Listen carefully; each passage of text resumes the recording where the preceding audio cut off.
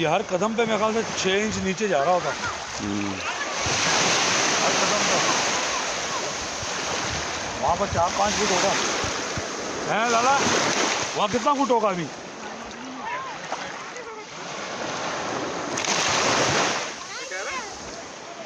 हर कदम पे समझ 6 इंच से 8 इंच का फासला कट रहा है। वहाँ तक जाएगा 5-6 फीट पे आ जाएगा।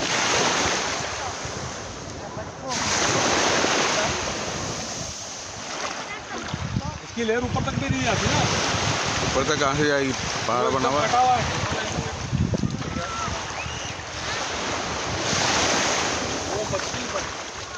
वो जबरदस्त